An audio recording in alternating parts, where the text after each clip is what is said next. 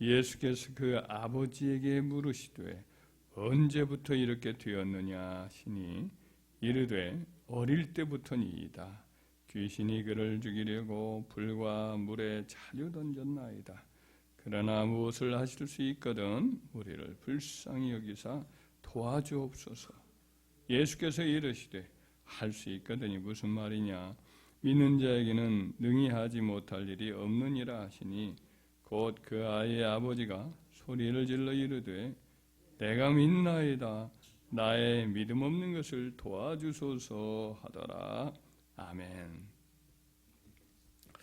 오늘 본문의 말씀에 보면 어렸을 때부터 귀신이 들려가지고 간질도 하고 또 귀신이 자꾸만 물과 불에다가 던져서 죽이려고 드는 일을 겪는 아이와 그 아버지가 나옵니다. 그 아버지는 예수님의 소문을 듣고 찾아왔어요. 예수님이 마침 변화산에 기도하러 올라가셨거든요. 그래서 제자들에게 대신 치유 부탁을 했는데 제자들이 아무리 해도 못 고치는 겁니다. 마침 이제 기도를 마치고 변화산에 내려오는 예수님이 이제 내려오니까 그 아버지가 달려와서 그 아들의 형편을 알리면서 말을 하는 거죠. 이 아이를 고쳐달라고. 그런데 이제 그 아버지가 이런 말을 합니다. 그러나 무엇을 하실 수 있거든 나를 불쌍히 여기사 좀 도와주옵소서. 고쳐달라고도 못합니다. 그냥 좀 도와달라고만 합니다. 그 아이의 아버지는 자기 아들을 예수님이 고쳐줄 것이라는 확신이 전혀 없어요. 믿음이 이제 부족한 거죠.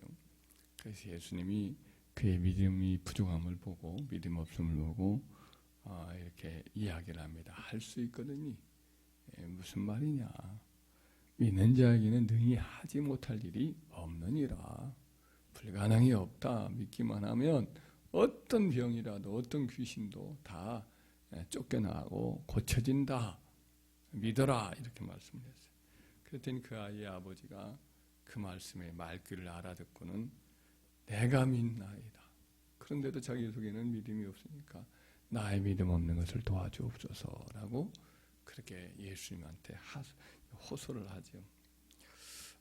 분명히 아버지는 믿음이 없었습니다. 그런데 예수님은 그 아이의 믿음 없음을 보고 믿음을 가지라 권면을 했는데 예수님의 권면을 들었다고 해서 그 아버지의 믿음이 갑자기 없던 믿음이 생겨나거나 부족한 믿음이 채워지거나 하지는 못했을 겁니다. 그러나 그 아버지가 자기 믿음 없음을 인정하면서 아이를 고쳐달라고 예수님한테 간절히 또 부탁을 하니까 예수님이 그 아버지의 모습을 보고 불쌍히 여기셔서 그 아이를 향해서 귀신아 떠나가라고 명령하니까 귀신이 그 아이로 쓰러뜨리게 한 다음에 떠나가지요. 그 아이의 손을 잡아서 일으키니까 아이가 완전히 이제 회복이 되는 역사가 일어났던 것입니다. 예수님은 그 아버지의 믿음이 부족함에도 불구하고 그 아버지가 그렇게 이제 간절히 매달리고 예수님에게 그냥 어떻게든 도와달라고 하는 그 애타는 마음으로 매달리니까 불쌍히 여겨주셔서 그 아이를 고쳐주신 거죠. 그 아버지의 믿음이 강하게 변화됐거나 믿음이 충만해졌거나 그런 것은 전혀 아닙니다. 또 예를 들면 예수님께서 제자들과 함께 갈릴리 바다를 가로질러 배를 타고 이제 갈 때도 그런 일이 있었어요. 갑자기 큰 놀이 일어나서 물결이 이제 배를 더 삼킬 정도가 되었습니다. 공포에 질린 제자들이 어찌할 바를 몰라요. 나름대로 막 애를 써서 물결을 이렇게 헤쳐나가서 빨리 항구에 가려고 애를 씁니다마는 전혀 물결이 잠잠을 것 같지 않고 오히려 물결이 배를 다 삼킬 것 같은 공포에 사로잡혀서 어찌할 바를 몰랐어요.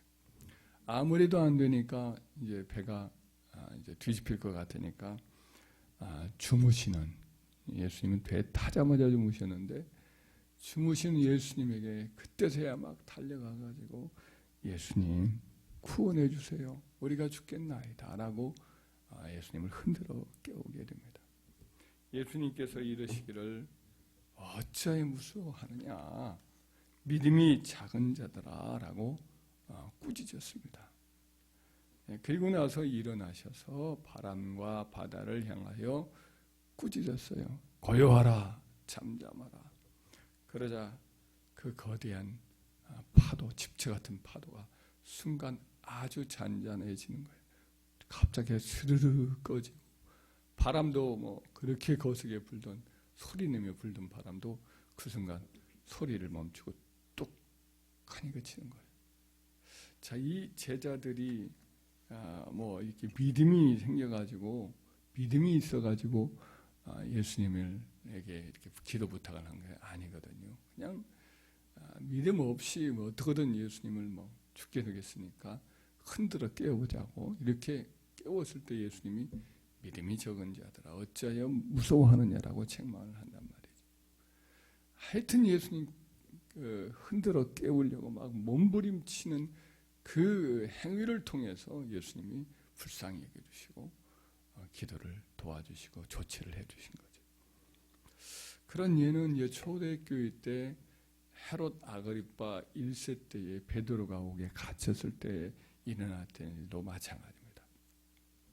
헤롯 아그리파 1세는 이제 헤롯의 손자뻘인데 이 사람이 왕위에 올라서 자기 휘하에 있는 그 유대인들을 보니까 기독교 세력을 아주 싫어하는 것이 역력해요. 그래서 그들의 마음을 기쁘게 해주려고 그래서 이제 기독교계의 지도자였던 여러 지도자들을 해치기로 작정을 합니다. 야고보를 체포해서 죽였더니 그렇게 좋아해요.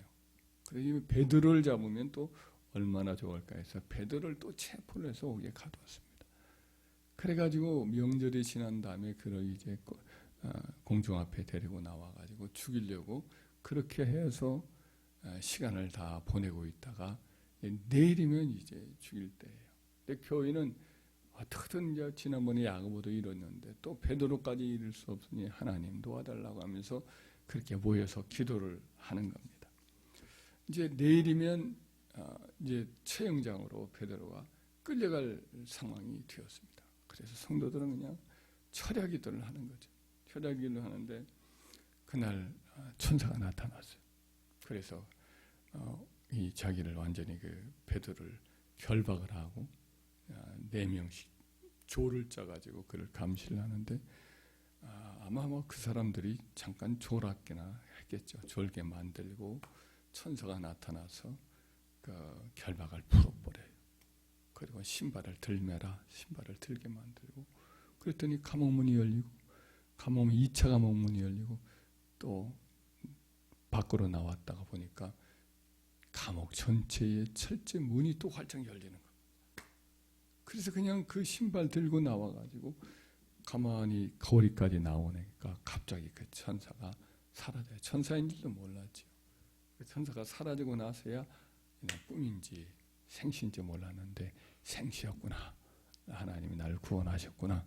하고는 그때서야 이제 정신 차리고 그 기도하고 있었던 마리아, 마가의 어머니 마리아의 집으로 그때 서둘러서 와서 문을 두드려요. 근데 굳게 닫힌 대문을 계속해서 두드리니까 위에서 그 함께 기도했던 로데라는 그 계집종 아이가 여자아이가 달려와서 빨리 문 열어라 그랬더니 늘 집에 오던 베드로 목소리인 줄 알아듣고는 너무 기쁜 나머지 문도 안 열어버리고 올라갔거든요. 베드로님이 지금 아래층에 왔노라고 그렇게 얘기를 하는데 사람들이 뭐라고 하냐면 네가 미쳤다 그런단 말이죠. 네가 미쳤다. 아니라고. 베드로님 맞다고 목소리가 분명하다고. 그러면 그의 천사다. 그의 수호천사다. 이렇게 또 이야기를 하는 겁니다. 빨리 내려가시라고 하니까 그때서야 몇 사람이 이제 함께 옷 이긴 채 이제 이렇게 가서 내려다 보니까 문을 열었더니 천사도 아니고 바로 베드로가 거기 딱 서 있는 거예요. 깜짝 놀랐죠. 그래서 올라가서 그 사연을 다 이야기를 하고 이제 베드로가 다른 곳으로 올라가지 않고 밖에서 이렇게 얘기를 했던 것 같아요. 그 얘기를 하고 바로 다른 곳으로 떠났죠. 자, 베드로를 위해서 그렇게 오랫동안 기도는 했습니다만은 하나님이 건져낼 줄은 전혀 믿지 않았던 거죠. 그들은 믿음이 없는 상태에서 뭐 뻔히 죽을 것 같아요. 뭐 지난번 야고보 사도도 죽었으니 베드로도 꼼짝없이 죽는 줄로 알고 기도만 하는 거죠. 불쌍해서 그냥 믿음이 없이 그냥 내일 이제 큰일 났네, 내일이면 죽겠다 이렇게 하면서 울면서 기도만 했는데 하나님 응답 주셨어요? 안 주셨어요? 주셨단 말이죠. 믿음이 없거나 믿음이 아주 부족한 상태에 있어도 기도하면 기도가 통해요? 안 통해요? 통한단 말이에요. 기도가 응답된단 말이에요. 그러니까 야고보서 1장 6절에서 8절의 말씀도 진리입니다. 이 말씀이 뭐라고 되어 있어요? 오직 믿음으로 구하고 조금도 의심하지 말라. 의심하는 자는 마치 바람에 밀려 요동하는 바닷물결 같으니 이런 사람은 무엇이든지 주께 얻기를 생각하지 말라. 두 마음을 품어 모든 일에 정함이 없는 자라도. 믿음이 없이 구하는 것은 요동하는 바닷물결 같아서 뭐 얻을 생각조차 하지 말아라. 이렇게 이제 기도의 무릎, 낙타 무릎이라고 하는 기도의 사람 야고보가 믿음을 가지고 기도해라고 권면을 한 겁니다. 예수님도 기도하고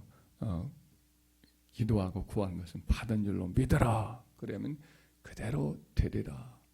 무엇이든지 기도하고 구하는 것은 응답되리라. 이렇게 믿음을 갖기를 강조했습니다만은 그러나 성경 역사를 보면은 이렇게 믿음이 없는 상태에서 기도만 해도 응답을 줘요, 안 줘요?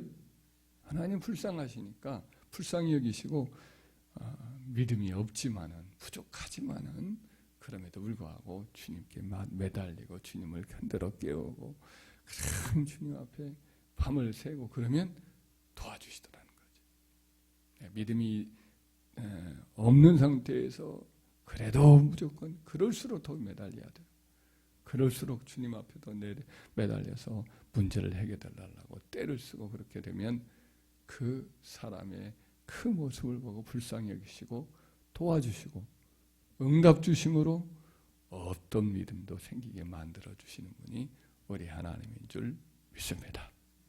믿음이 없을지라도 부르짖으라. 이게 성경의 모든 또 여러 신뢰들이 보여주는 영적인 교훈입니다. 믿음을 달라고 기도도 하고 또 믿음이 없는 상태에서도 또 그 문제를 해결해 달라고 기도하면 응답도 주시고 그래서 또 믿음이 생겨서 이제 믿음을 가진 기도의 사람으로 세워져 가는 것.